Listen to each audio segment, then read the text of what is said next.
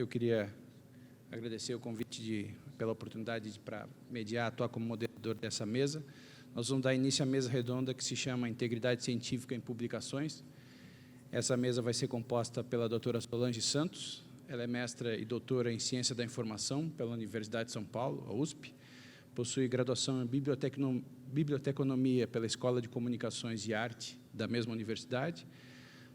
Doutora Solange dos Santos realizou parte do seu doutorado na Universidade Carlos III de Madrid, na Espanha, onde estudou métodos bibliométricos para análise do desempenho de universidades brasileiras em rankings de universidades internacionais. Desde 2002, ela é membro do Colegiado de Gestão do Programa Cielo, onde desempenha a atividade, a função de coordenadora de produção e de publicações. Além disso, é membro do Advisory Board do Director of Open Access Journals e da coordenação da Rede Brasileira de Pesquisa em Rankings e Índices e Tabelas Classificatórias na Educação Superior, Rede Ranking Texts. Acertei? Obrigado. É um privilégio tê-la aqui conosco. Também queria aproveitar e apresentar a nossa segunda palestrante, professora doutora Maria Cecília Minaio, possui graduação em Sociologia pela Universidade Federal do Rio de Janeiro, graduação em Ciências Sociais pela City University of New York, mestrado em Antropologia Social pela Universidade Federal do Rio de Janeiro e doutorado em Saúde Pública pela Fundação Oswaldo Cruz.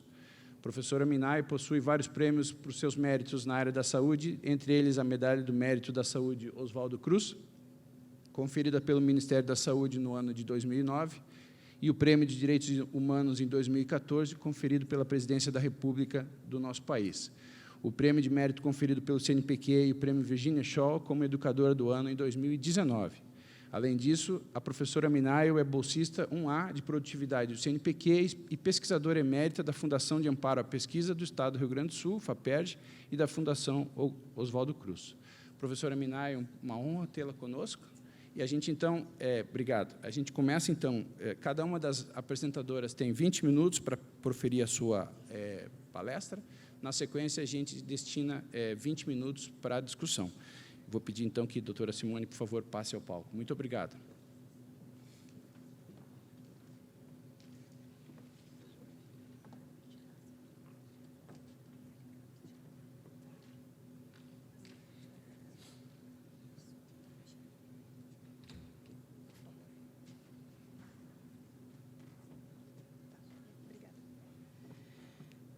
Bom dia a todos e todas.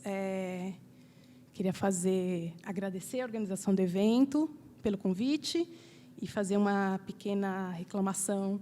Eu, nesse momento, me sinto um pouco pressionada de falar logo depois do professor David e numa mesa colocada com a professora Cecília Minaio, né? Já viu que a situação não fica fácil para mim, porque é um prazer e um privilégio, professora Minaio, dividir esse painel com a senhora. A minha fala vem um pouco no bojo da integridade no que concerne às publicações. Então, o que me foi pedido para falar considerando a integridade do ponto de vista das plataformas e dos periódicos, o que é que pode ser feito, como é que as plataformas atuam para promover a integridade na pesquisa. Então,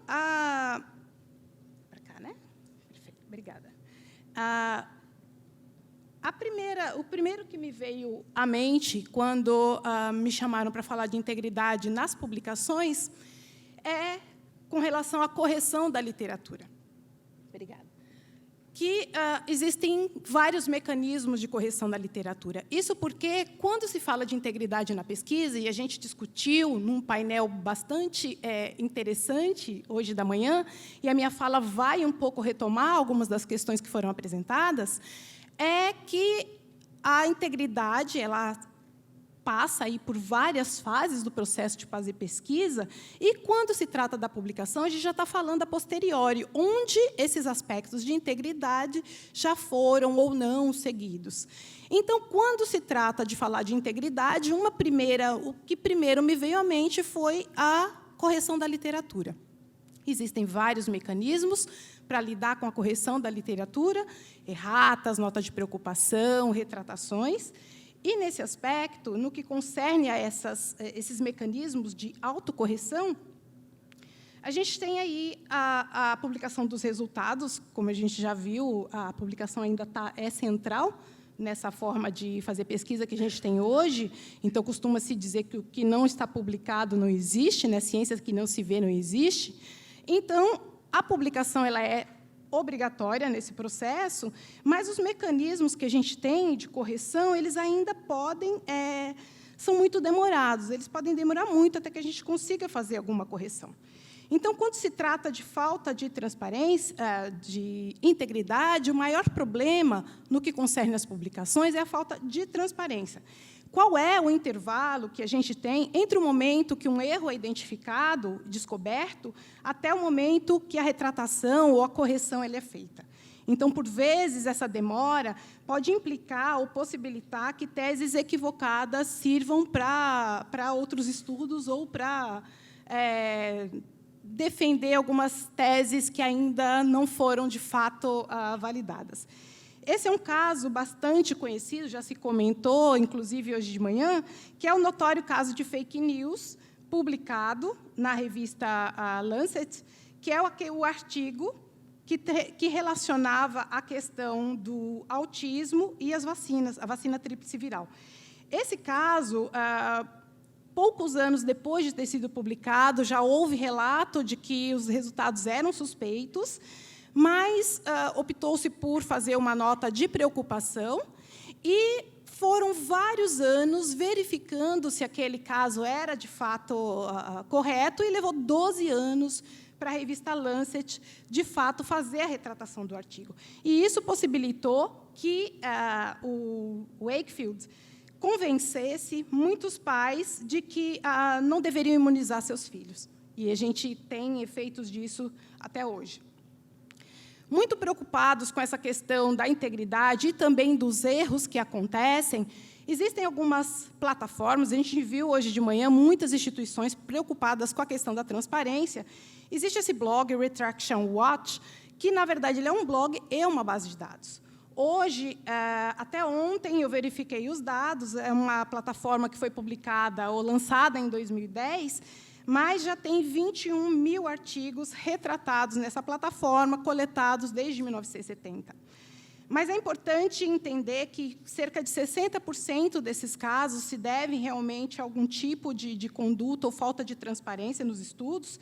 Então, essa plataforma relata que cerca de 50% dos artigos retratados, ou muitas vezes, como os editores mencionam, despublicados, se refere a algum tipo de má conduta, plágio, fabricação, falsificação, e cerca de 10% tem aí autoria forjada, falsa revisão e obtenção e aprovação dos comitês. Dos comitês para fazer pesquisa com animais ou com humanos. Apesar disso, uma coisa que é importante ressaltar, então, a gente está falando de 60% de má conduta, ou algum tipo de má conduta, mas a gente tem outros 40% que não são necessariamente má conduta. Então, é importante entender que retratação não é sinônimo de fraude. Muitas vezes, você tem erros que levam à retratação da publicação.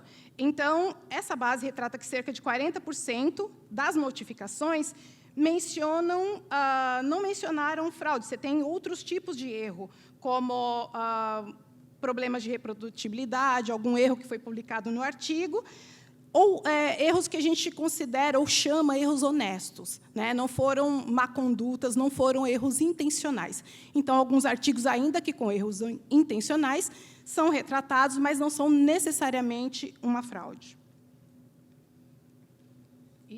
E foi. Isso a gente já discutiu hoje de manhã, a crescente preocupação de distintas organizações, né, dos pesquisadores, dos financiadores, em relação a observar ou a promover os princípios de integridade. Muitas iniciativas já foram citadas hoje no período da manhã, que é para buscar uma conduta responsável na pesquisa. Então, buscando seguir os princípios de honestidade, confiabilidade, objetividade, mas um dos que foi mencionados hoje pela manhã e que nem sempre a gente tem em conta é a responsabilidade dos cientistas na supervisão das futuras gerações de pesquisadores.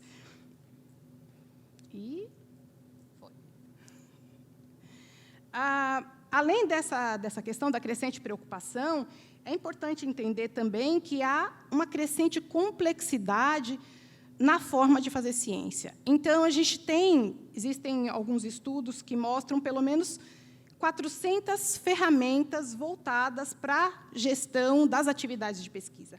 Então, isso tem crescido a complexidade como a gente faz a pesquisa. Então, nós temos ferramentas para escrever, ferramentas para comentar, ferramentas para discutir, para detectar plágio, para revisar, para compartilhar os dados de pesquisa. Então, isso tem trazido também uma complexidade adicional para esse ambiente de fazer pesquisa. Além disso, o ambiente de publicação científica ou de comunicação científica, ele também é extremamente dinâmico. Envolve muitos processos e tem havido uma complexidade maior nos procedimentos e processos de gestão editorial. E esse processo de gestão editorial engloba ou abrange alguns aspectos que aumentam muito essa complexidade, como a questão das autorias, do plágio, a gestão de dados, a confiabilidade, direitos de patentes, conflitos de interesse, conduta ética e responsável na pesquisa, bem-estar animal, aspectos da pesquisa, aspectos sociais da pesquisa. Tudo isso está envolvido também, muitas vezes a posteriori, mas está envolvido na maneira como a gente publica a revista, como a gente faz revista de qualidade. E, tratando um pouco da questão de como as plataformas podem potencializar a integridade científica e a transparência, o Programa Cielo tem trabalhado com linhas prioritárias de ação. Do ponto de vista prático, o que nós temos feito? As linhas prioritárias, Cielo publicou pela primeira vez linhas prioritárias de ação em 2015, que tratavam especificamente da profissionalização, internacionalização e sustentabilidade financeira e operacional dos periódicos. Em 2020, por ocasião do Cielo 20 anos, essas linhas de ação foram retomadas e elas foram atravessadas ou enriquecidas pelas práticas da ciência aberta. Então, a gente incorporou nas linhas prioritárias de ação algumas das práticas da ciência aberta. A gente já comentou hoje de manhã, muito do que se falou no painel de discussão da manhã, que eu concordo quase que integralmente, estão relacionados, muito dos aspectos e das preocupações estão relacionados com o conceito de ciência aberta, que é um modus operandi, ou é um movimento que busca maior transparência e participação em toda a cadeia, em todas as fases de fazer ciência. Então, ele é um movimento que vai lidar com dados abertos, acesso aberto, revisão por pares aberta, ou mais transparente. É um movimento que busca que a ciência tem que ser, que diz que a ciência tem que ser mais transparente, que os resultados de investigação devem ser mais acessíveis, que a ciência é colaborativa e com participação dos cidadãos, o cidadão envolvido. Então, tivemos hoje pela manhã, na mesa, a participação de um paciente, e que demonstra essa busca pela participação do cidadão também. Envolve muitas instâncias e atores da pesquisa científica. Essa linha as linhas de ação, no que concerne à transparência na pesquisa, tem a ver muito mais com a profissionalização da gestão editorial. Então, ela engloba uma série de aspectos que estão envolvidos as boas práticas editoriais e ética. Então, agilizar o processo de publicação, utilizar a ORCID ID para os autores, atribuir a autoria por meio de uma taxonomia que deixa mais transparente qual foi a contribuição de cada autor no estudo, também a transparência em relação à política editorial, que os periódicos precisam ter políticas editoriais bem claras e definidas, atualizadas regularmente, minimizar o tempo de publicação, a gente já disse, e abertura progressiva do processo de revisão por pares. Alguns desses aspectos estão relacionados aí à questão da ciência aberta. Ele só vai na terceira. Então, o alinhamento do programa Cielo, ou dessas linhas de ação, passam por 3 aspectos, mais especificamente, estão sendo abordados. A adoção de pré-prints, como uma versão inicial disponível do trabalho, a citação e referenciamento e disponibilidade dos dados da pesquisa e processo de revisão por pares mais aberto ou transparente. Então, o que os periódicos têm que fazer em relação aos pré-prints? Eles precisam ser transparente sobre o que vão ou não fazer com os pré-prints. Por exemplo, o que o periódico diz? O que diz as instruções dos autores ou a política editorial do periódico? Ele aceita? Ele não aceita? Ele não diz nada? A sugestão é que, se aceita, que seja dito, e se é um pré-print, você precisa, já no momento da submissão, perguntar e saber se é um pré-print, porque isso tem a ver com o processo de revisão por pares, não vai poder ser duplo cego, porque as identidades, algumas já são conhecidas. A questão do ineditismo, como você vai lidar com o ineditismo, se ele já está publicado num servidor de pré-print. E, se você aceita artigos que tenham sido depositados em pré-print, quais são as condições? Ele precisa estar num repositório confiável, ele precisa estar num repositório que tenha DOI, que estabeleça critérios para aceitação, que faça controle de versões, que tenha preservação digital e que tenha depois o link para o periódico onde o artigo foi publicado. Em relação à gestão dos dados de pesquisa, novamente, transparência na política editorial, transparência nas instruções dos autores. Então, o que o periódico faz? Em relação aos dados abertos, ele encoraja, ele exige, ele não diz nada? E aí, a abordagem tem que ser se eu incentivo, se eu vou promover só a citação e o referenciamento de dados, se eu vou exigir que sejam citados e que seja indicada, e eu preciso indicar com que norma isso vai ser citado, se eu vou exigir que, além do referenciamento e da citação dos conteúdos utilizados, que eles estejam disponíveis abertamente. E, se estiverem, quais são os repositórios de dados abertos confiáveis? Eles precisam, ou que eu aceito, né? Quais são os aceitáveis? Eles precisam seguir os princípios FAIR. Eles precisam ter atribuição de DOI, eles precisam ter preservação e precisa ter curadoria para o depósito dos dados. Então, eu não posso depositar em qualquer repositório que está valendo.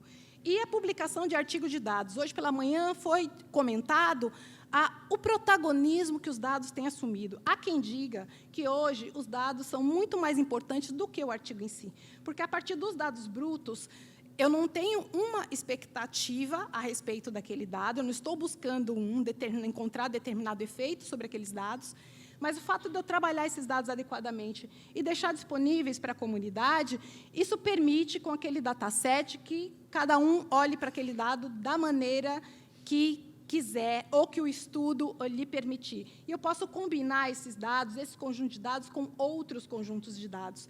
E vale lembrar, quem já trabalhou com coleta de dados sabe que é um trabalho absurdo, e esse trabalho precisa ser recompensado. E uma maneira de fazer isso é publicando artigo de dados. Uma vez que eu coloco um dataset muito bem estruturado, eu posso publicar um artigo de dados onde eu não faço nenhuma inferência sobre os dados, mas eu digo como eles foram coletados, o que significam cada um dos aspectos que eu estou trabalhando naquele conjunto de dados, de modo a permitir que outros possam produzir os artigos em si, ou eu mesmo posso utilizar aquele dataset para produzir um artigo a partir do artigo de dados. Então, eu tenho outros produtos. Eu posso ter um pré-print, eu posso ter um artigo de dados, eu posso ter o artigo em si, então, eu tenho outros produtos para além dos dados em si. Em relação à revisão por pares, a questão da transparência, nós já discutimos hoje de manhã, e há muitos aqui a favor da questão da transparência, e o que o Cielo está pedindo aos periódicos é que eles devem se posicionar.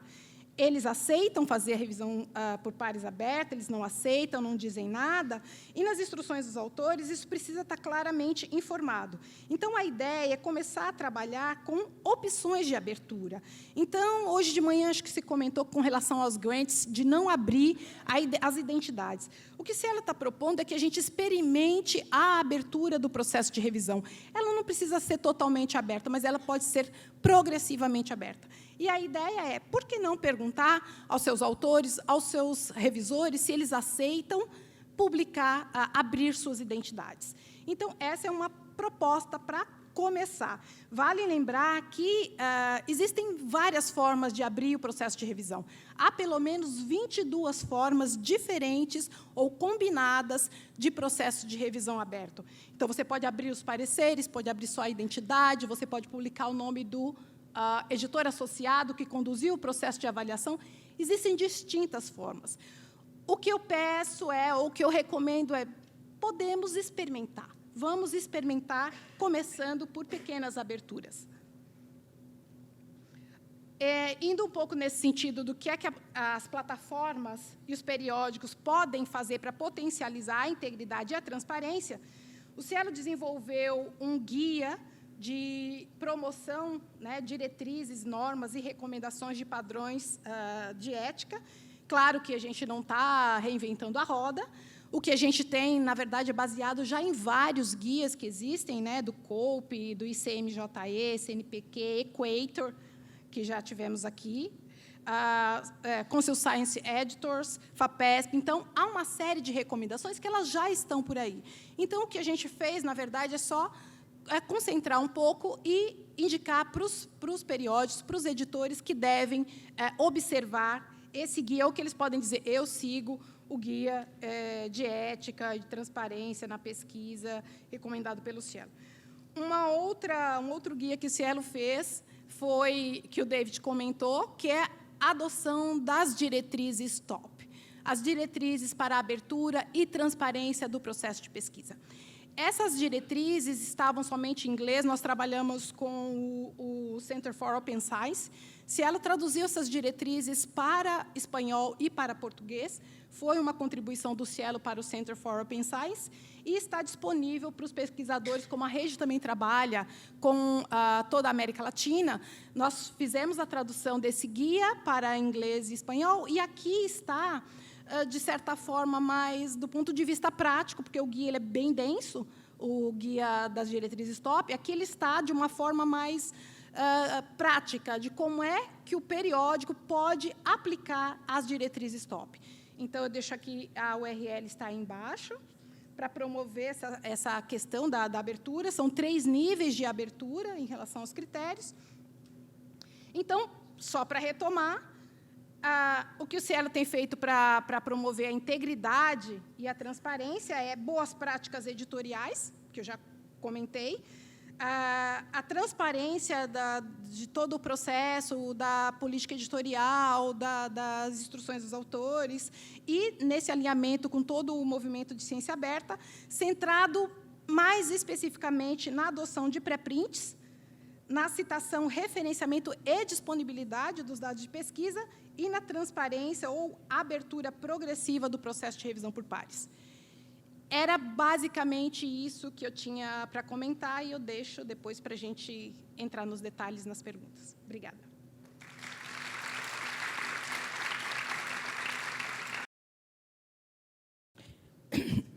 Bom dia a todas e a todos.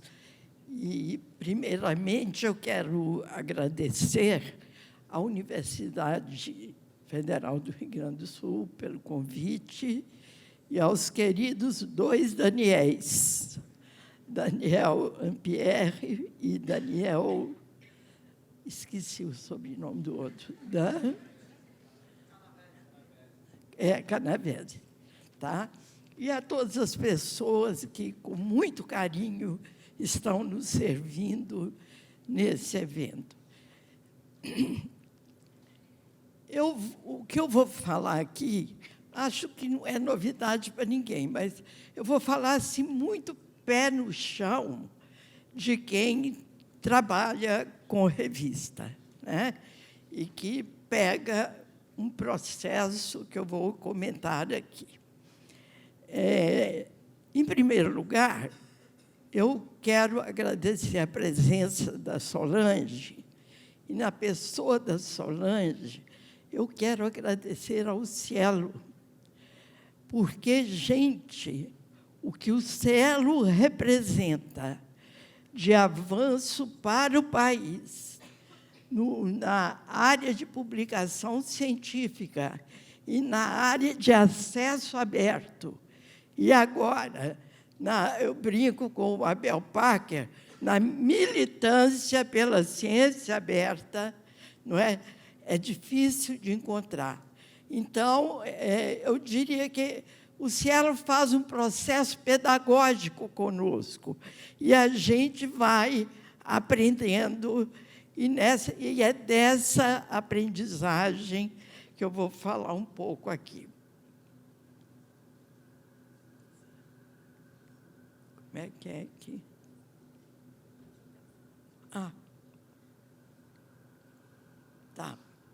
eu queria colocar primeiro algumas coisas que eu estou chamando de premissas. Que a integridade da divulgação científica é apenas uma pequena parte do processo científico e ético. Eu acho que vocês entendem o que eu estou falando. Mas eu vou dizer algumas coisas. Por exemplo, muita gente fica preocupado de conseguir o aval do Comitê de Ética, né? Que na área da saúde é uma assombração para nós. A gente fica louco, porque às vezes 2 meses, 3 meses, a gente não pode começar a pesquisa. Mas eu diria que o Comitê de Ética, às vezes, pode ser só um processo burocrático. Porque o mais importante é saber com quem eu trabalho, se eu dou crédito para todas as pessoas que trabalham comigo, né?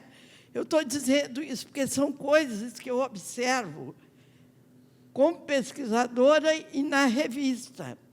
Por exemplo, chega lá um artigo de um aluno que defendeu uma tese e não colocou o nome da orientadora ou do orientador.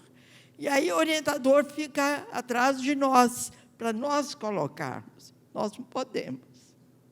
Quem que tem que colocar é o estudante. Mas, às vezes, tem o contrário. Do estudante que fez a tese, escreveu o artigo, e o pesquisador põe o seu nome em primeiro lugar. Eu não estou falando de coisa que não existe, não. Tá? Então, eu acho que tem que começar por aqui, porque isso estoura na área de divulgação. Mas é um processo, né? E a última etapa é essa etapa que a gente trabalha com a revista, né? Esqueci, que é para cá.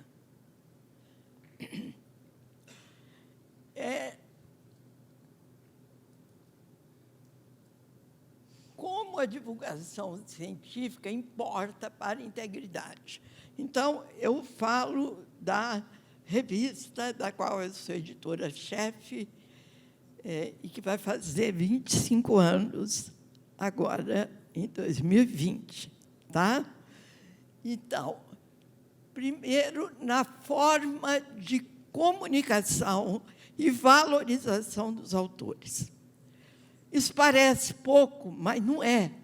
Quer dizer, eu tenho que ter uma comunicação transparente, eu tenho que dizer por que aquele artigo não está entrando, eu tenho que ter alguém que explique. Eu digo, o telefone não acabou, não.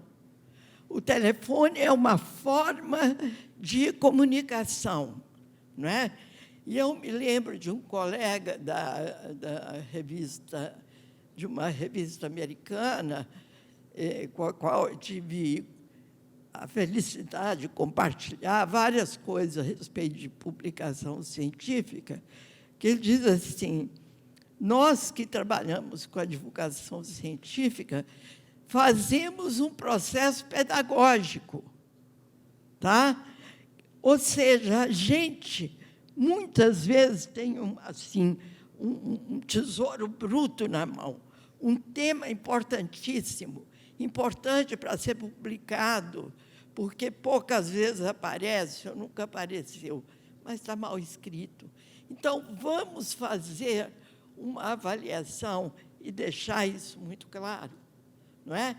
Contribuir para que aquela pessoa possa, agora e daqui para frente, fazer um trabalho melhor do que aquele, né?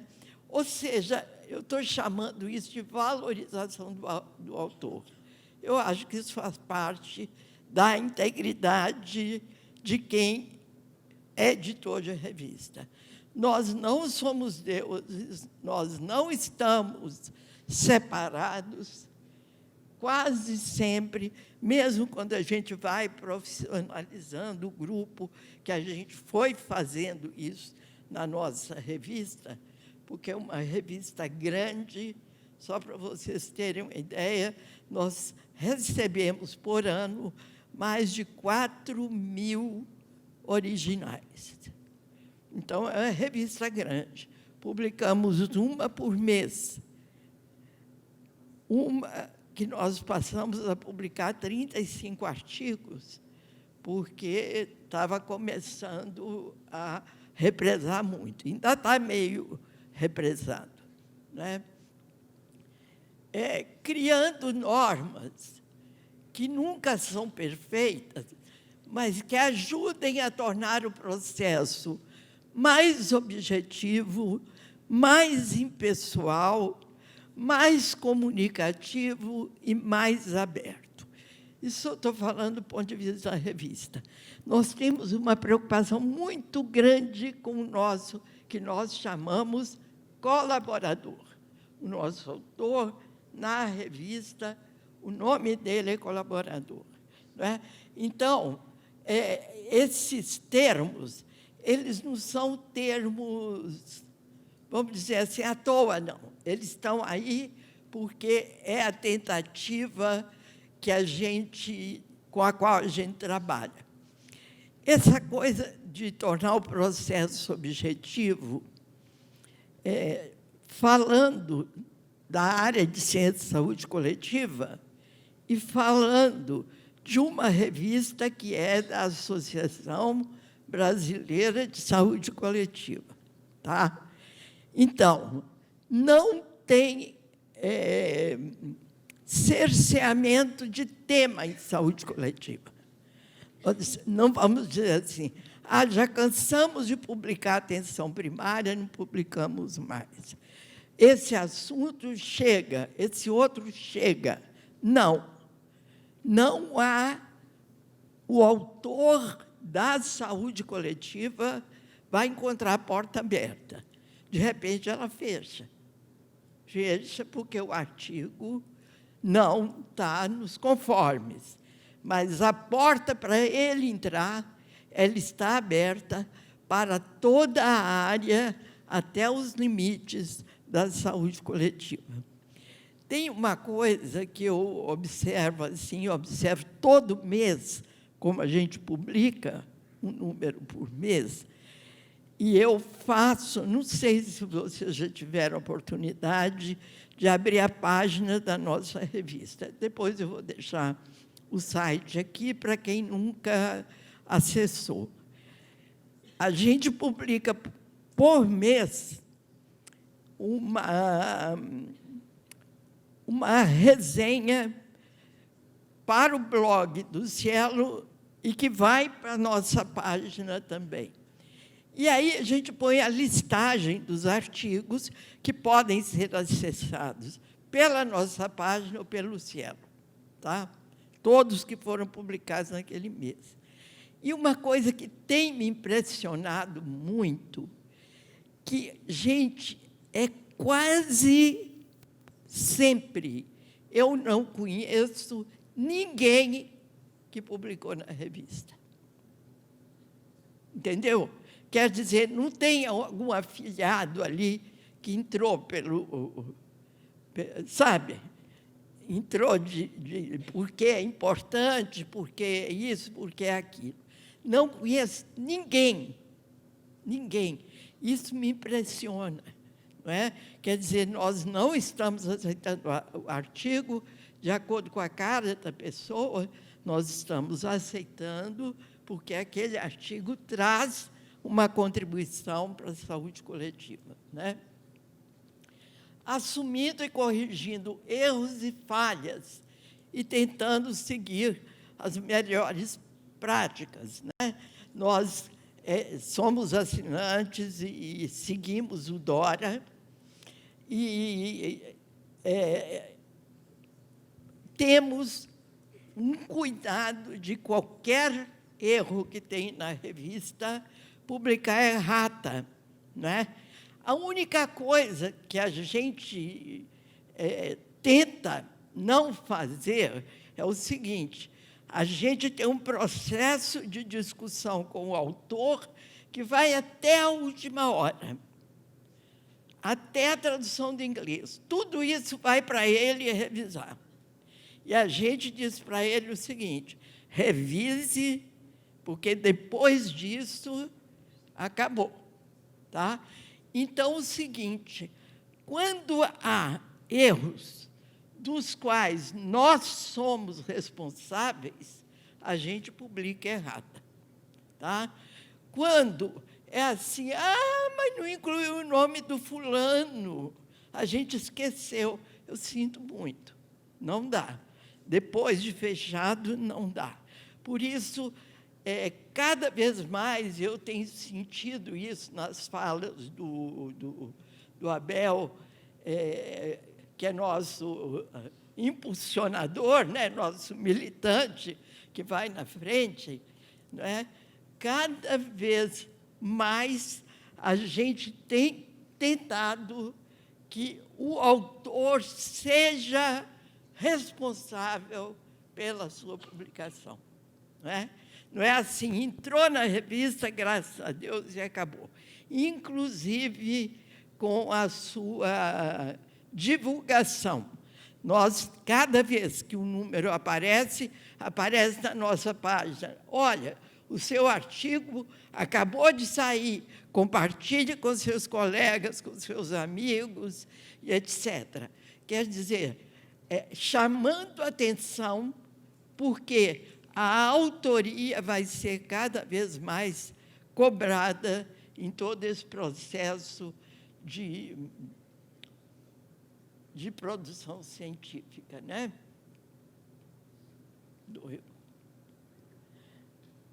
Eu fiz um quadro aqui, mas eu não vou, faltam 5 minutos, eu estou acabando, não vou demorar muito. Eu não vou ler esse quadro, mas esse quadro, se vocês olharem, a letra está pequena, porque não dava para ser maior, mas é um pouco assim. Qual é o caminho que um artigo segue quando ele entra na revista? Tá? Então, ele entrou naquela portinha, ele vai passando por todo esse processo, né? E é um processo que, como cada vez também mais a gente vai fazendo, profissionalizado. Quer dizer, cada grupo, cada pessoa que está em determinado lugar é responsável por essa parte do trabalho, né? Eu vou tirar para não...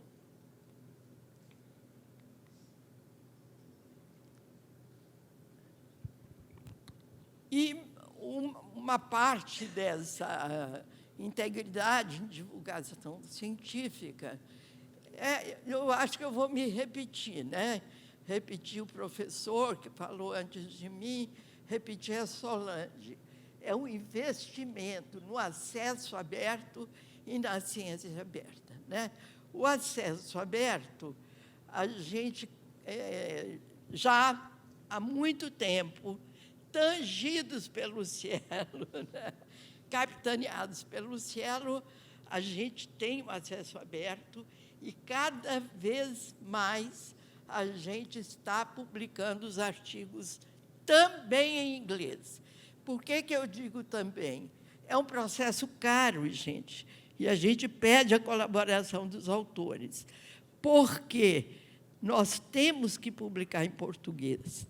A nossa revista não é lida só pelo cientista, ela é lida pelo profissional de saúde do serviço, ela é lida pelos gestores, ela trata dos temas do SUS. Então, ela tem uma responsabilidade com o nosso país, né? Mas nós gostaríamos que ela tivesse também esse caminho aberto maior, né? Da ciência aberta, o que nós já colocamos na nossa instrução aos colaboradores é que aceitamos pré-print de fontes confiáveis. Por enquanto, nós colocamos isso. Nós estamos esperando um pouquinho o nosso guia, que é o Cielo, nos chamar para uma discussão da apresentação dos dados.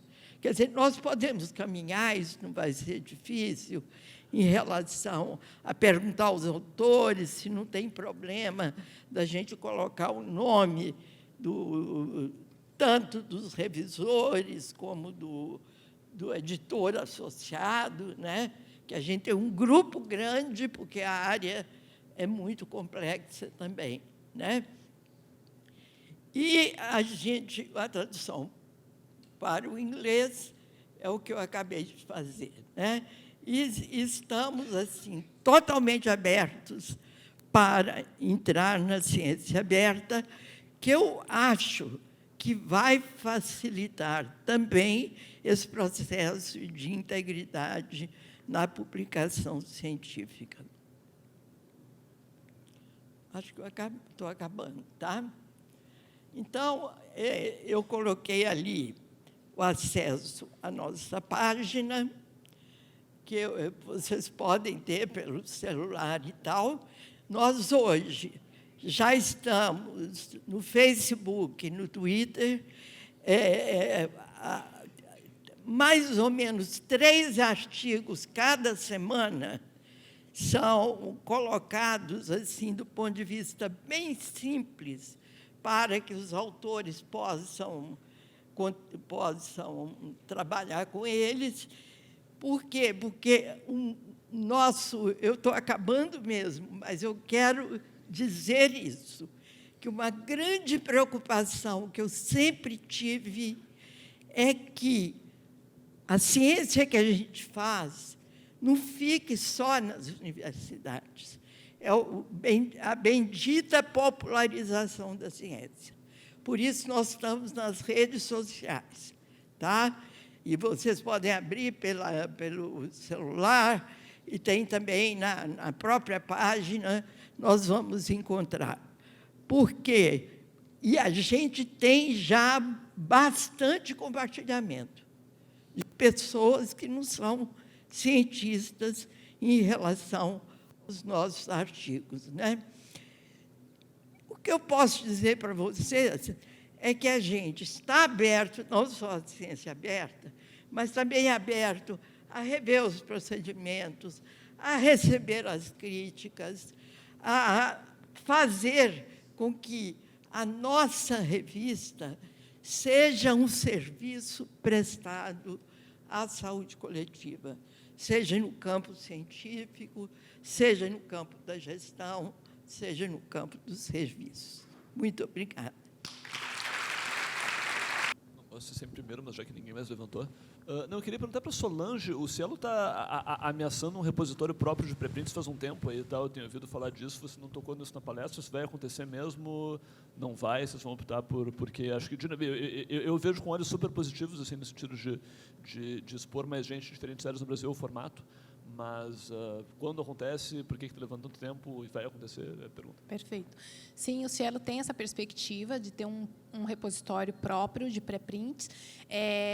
Não encontramos, quando decidimos criar o repositório do Cielo, uma plataforma que atendesse às nossas expectativas, mas que fosse aberta, porque tem alguns que são incríveis, mas não... a gente não poderia bancar. Então, o Cielo fez uma parceria com o PKP, que já desenvolve hoje o OJS, e nós estamos financiando eles, em conjunto com o Cielo, a gente está financiando o desenvolvimento de uma plataforma de pré-prints, mas essa seria uma plataforma aberta. E está bem avançada a discussão e o desenvolvimento, mas ainda a gente não tem uma data de lançamento. Além de ser interessante para o próprio Cielo, uma contribuição para a comunidade científica, porque seria uma plataforma à disposição de todos, né? Mas eu acho que o desenvolvimento tem sido um pouco pouco mais lento do que esperávamos, mas a gente está trabalhando diretamente com o PQP no desenvolvimento dessa plataforma. E a ideia é que, com esse repositório, os pesquisadores possam depositar aí nesse repositório de pré-print com critérios confiáveis, seguindo o versionamento, atribuição de DOI. O que a gente queria, que não havia uma plataforma, era que, uma vez que o artigo estivesse publicado numa revista, houvesse o link, essa interação direta com o pré-print, ou que a gente tivesse um DOI do pré-print para associar com o artigo, ou seja, uma série de interoperações que não seria possível se a gente depositasse no outro repositório. Ele estaria aberto não só para a revista Cielo, então seria também uma espécie de um bolsão para observatório ali das revistas, onde editores, não só Cielo, podem olhar para aquele repositório que tem critérios para submissão e pensar artigos que sejam de interesse para publicar na revista. E, claro, que isso pode, como ele é aberto, pode ser publicado tanto em revistas de acesso aberto, quanto pode ser que, oxalá, tenhamos, por exemplo, um artigo publicado numa revista importante, mas ela é fechada, mas o artigo já está no repositório de pré-print, né? Então, esse resultado já está aberto, mesmo que, muitas vezes, o artigo seja publicado numa revista de acesso fechado. O artigo original já está depositado num pré-print. É uma forma de garantir também o acesso aberto a esse conhecimento, mesmo quando determinadas políticas de fomento ou políticas de avaliação acabam te empurrando para publicar em revistas de acesso fechado.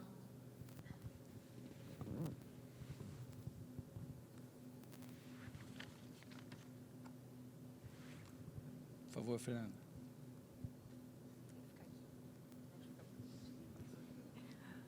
Bom dia, meu nome é Fernanda, eu sou do Hospital de Clínicas e do Departamento de Genética da URGS, e eu primeiro queria parabenizar pelas duas falas, muito interessantes, assim como a programação do evento. Eu tenho assim algumas inquietações a respeito da anonimização dos dados em relação a quando a gente deposita os bancos de dados, né? E essa inquietação tem se tornado um pouquinho mais efervescente, digamos assim, a partir do momento em que a gente tem agora uma Lei Geral de Proteção de Dados Pessoais, né, que entra em vigor o ano que vem. Então, eu queria entender assim, como é que vocês têm pensado nisso em relação à proteção de dados e essa questão de desanonimização dos dados, que a gente tenta, mas diversos artigos têm mostrado que a nossa maneira de anonimizar dados como pesquisadores ela é bastante limitada, porque com algumas informações a gente consegue fazer uma identificação pessoal. Então, eu queria ouvir um pouquinho vocês em relação a isso. Nossa, isso merece mais 2 dias. Vamos lá. A gente tenta, né? Na verdade, essa é uma discussão em toda a comunidade científica. A Lei de Proteção de Dados, que vai entrar em vigor, que já está em vigor em outros países, né, na Europa, é uma preocupação de todos os pesquisadores e tem sido feitos exercícios na maneira de anonimizar.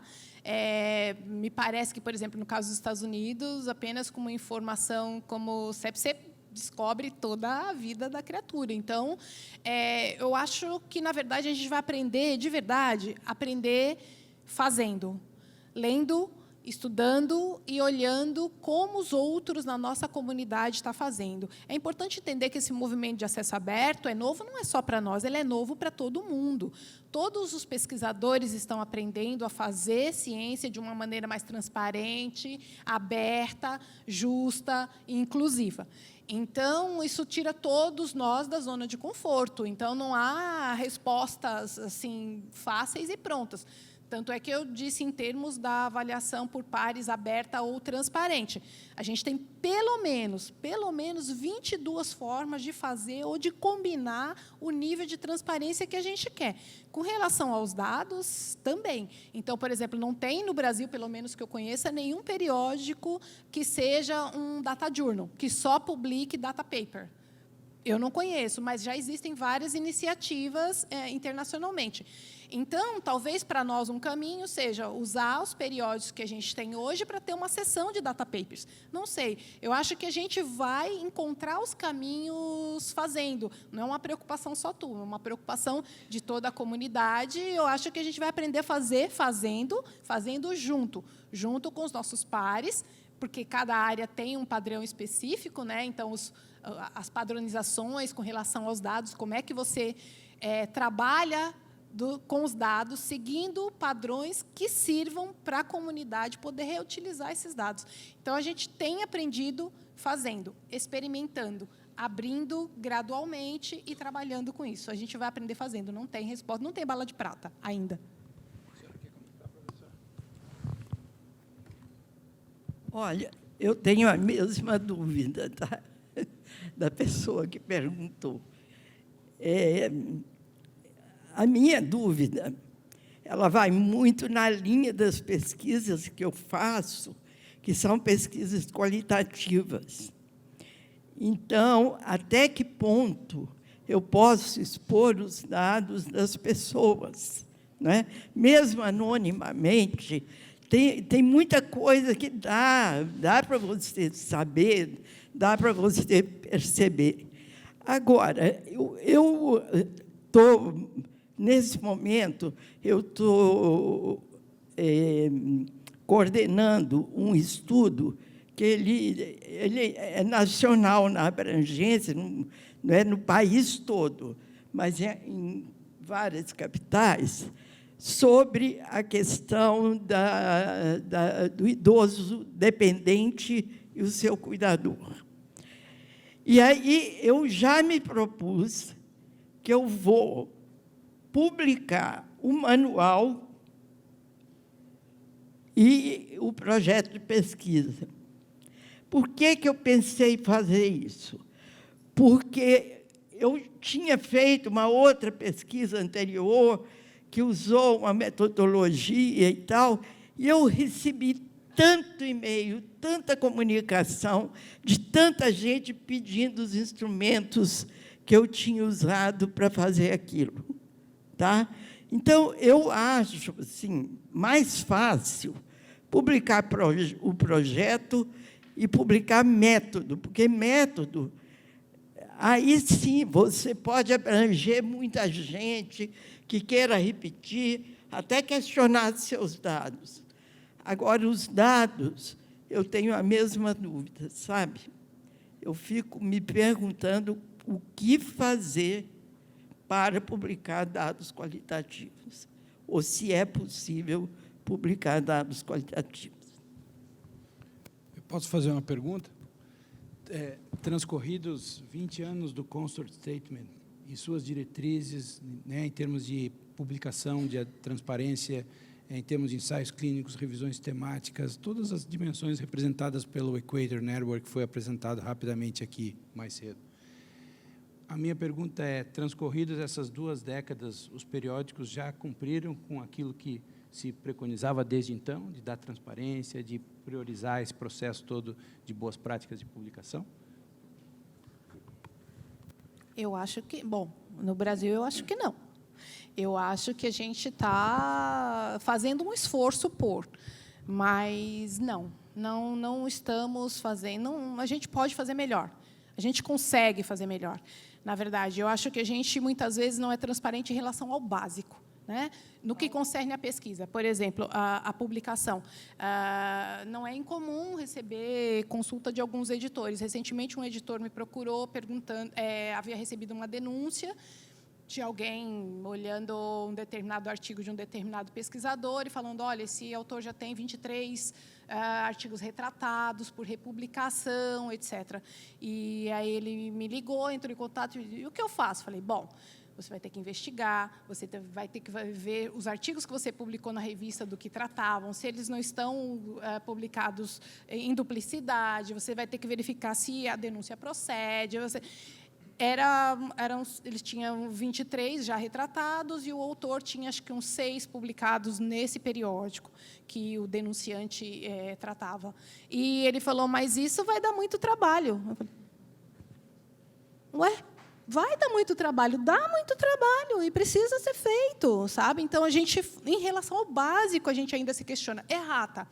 Porque todo mundo olha para uma errata e para uma retratação, muitas vezes, como uma admissão de culpa ou com vergonha, ou eu não vou fazer isso porque depois encontro o meu periódico. Ao contrário, você precisa ser transparente com os leitores e com relação ao seu processo. Isso é a responsabilidade do periódico. Então, não, a gente está bem longe, mas eu acho que a gente consegue fazer melhor, e eu acho que, muitas vezes, a gente com relação aos critérios Cielo, que é uma forma de implementar as linhas de ação, a gente é extremamente exigente, e a gente empurra um pouco esse processo, muitas vezes, a contragosto e a revelia dos editores, em relação à questão dos dados e da anonimização. Quando a gente fala para ser transparente, não significa necessariamente que todos os dados devem estar abertos. Os dados que não estejam abertos, você pode dizer, esses dados não estão abertos, e por que eles não estão abertos? Ou, se eles estão abertos parcialmente, em quais condições eles estão abertos? Você precisa ser transparente em relação a isso. Não significa que toda pesquisa tem que estar com os dados abertos, depositados no repositório. Há muitas vezes, questões jurídicas, legais, que não te permitem, ou há questões de patentes, há uma série de questões. Você precisa ser transparente no periódico e no artigo.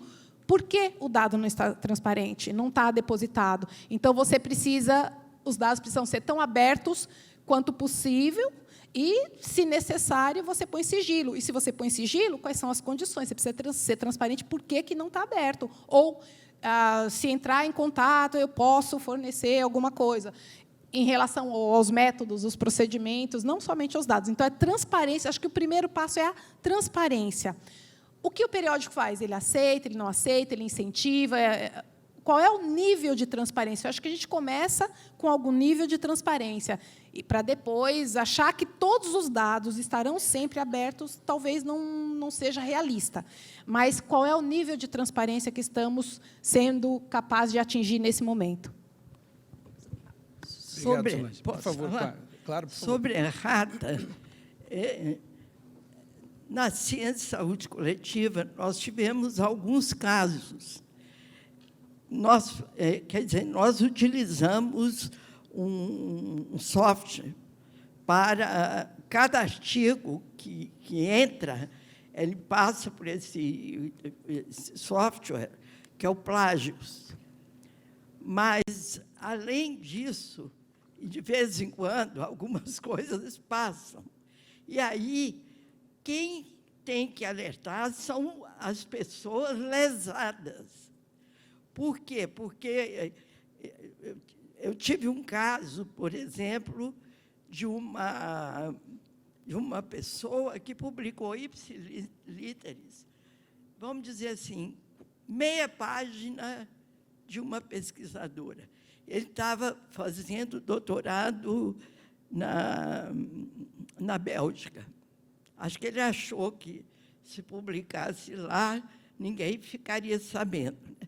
E é claro que se soube, né? Então, a gente o fez retratar, né? Agora, quem pode levar, porque isso é caso, inclusive, direito autoral, é caso criminal, inclusive. Quem pode levar o reincidente, né, quase sempre reincidente, a algum lugar, é o autor.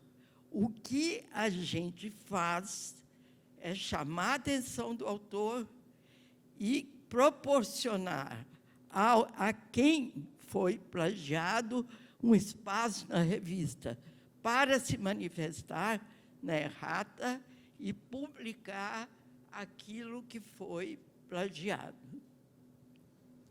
Professora Maria Cecília Minaia, muito obrigado. Professora Solange Santos, muito obrigado pela participação de vocês. A gente encerra aqui.